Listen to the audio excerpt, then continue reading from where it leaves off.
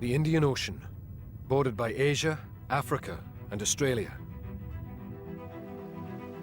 In December 2004, millions are enjoying the holiday season along its shores, including Steve Gill, his wife Heather, and stepdaughter Charlotte, who are on vacation in Thailand. We had arranged to go out for a traditional Christmas meal. Everything was new and warm and fairly unspoiled, undeveloped, very, very quiet. Idyllic, I guess you'd say, yeah. In the Indonesian town of Banda Aceh, local resident Eddie Quenslow is visiting friends and family. I went to the town, sleep in my friend's house. There is close between my sister's house and my friend's house. At about 8 a.m. local time on December 26, 2004, everything changed. Just offshore from here, where the Indo-Australian plate subducts underneath the Eurasian plate, more than 1,000 years of tectonic stress were released in a matter of seconds. The earthquake has a magnitude of 9.1, the third largest ever recorded. As the Eurasian plate thrusts upwards by 20 meters, it displaces billions of tons of water.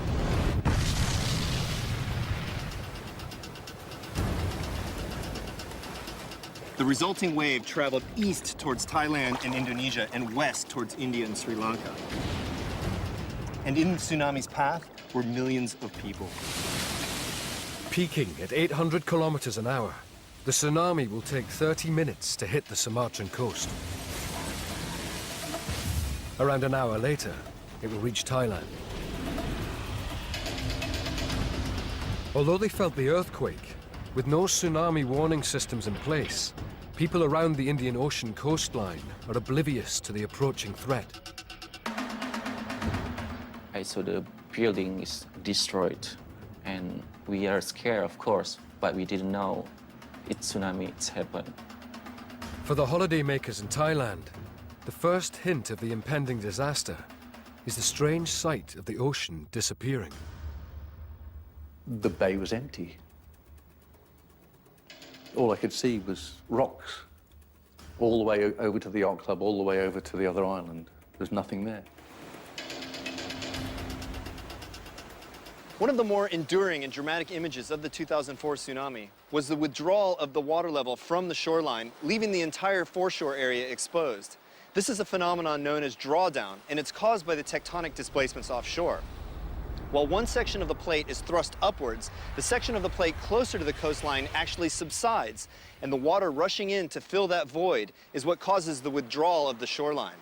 Had more people realized that this was the sign of an impending tsunami, perhaps more lives would have been saved.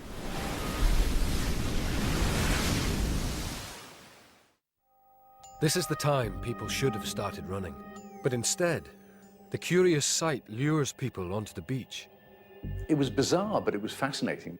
I think I did actually briefly go to the front of the house again and look and think about, walking out. And I thought, no, that's just not right. It's wrong.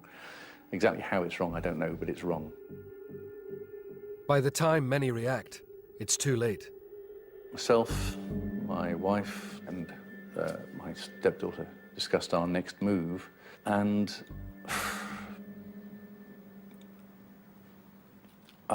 we just didn't get to make it, basically.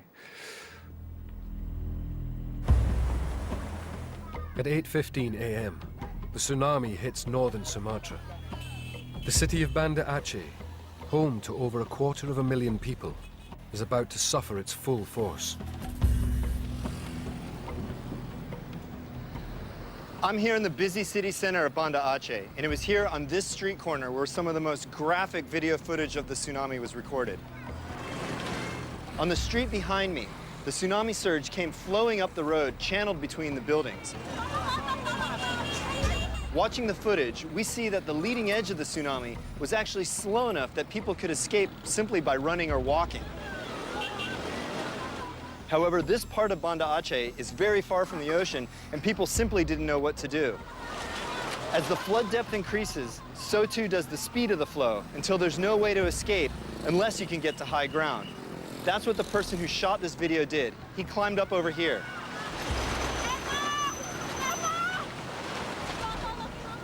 and he lived. However, thousands of other people that day could not get to high ground, and they ended up dying in the waves. Crammed with billions of tons of debris, the wave is an unstoppable battering ram. Eddie Quenslow is one of the many that scrambled to safety near the Grand Mosque. Materials come like the iron, the stone, the rocks, the bed, shirt, motorcycle, a car. You can see people mixed with the water, everything material. The tsunami wave came right through here.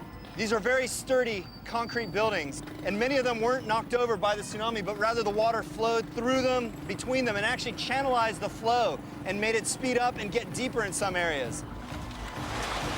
The water here didn't go past the first story. It was all pretty much less than about 8 or 10 feet deep. So in terms of escaping, a lot of people could have gotten away just by getting up to the second story, as the cameraman did at the corner. I was thinking I will die, and I saw many people need help, but I could not help because too many people need help. I saw many babies. Of course they need help. Sometimes I just put on the top because I don't know where I have to bring them, how I can bring them to where, because all is a flood. That means everywhere is water. 30 minutes after the tsunami hits Banda Aceh, it smashes into the Thai island of Phuket. Get inside, get inside. Steve Gill's beach bungalow is directly in its path. I think our conversation ended when we heard the roar of the water.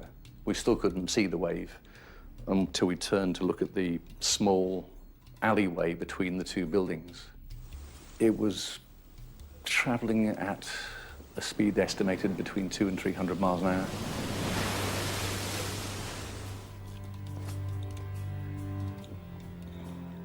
And it was just,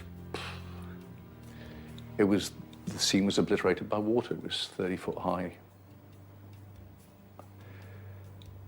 And by that time, there was nothing we could do, nothing. I remember being struck by the water.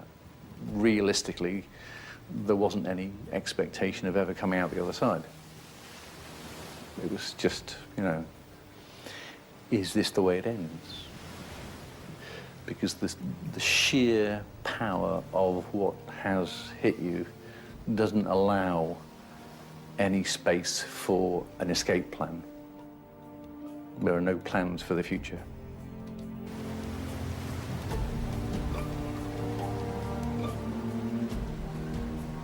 I was found in the stagnant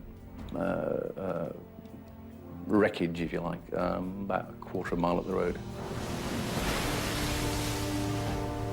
Although he soon reunites with his stepdaughter, Steve is never to see his wife alive again.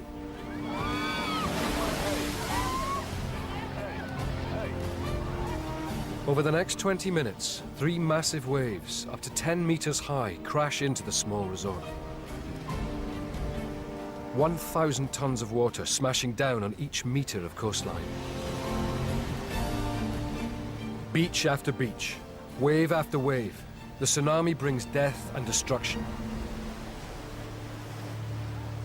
In Thailand, over 5,000 people perish, with another 3,000 missing.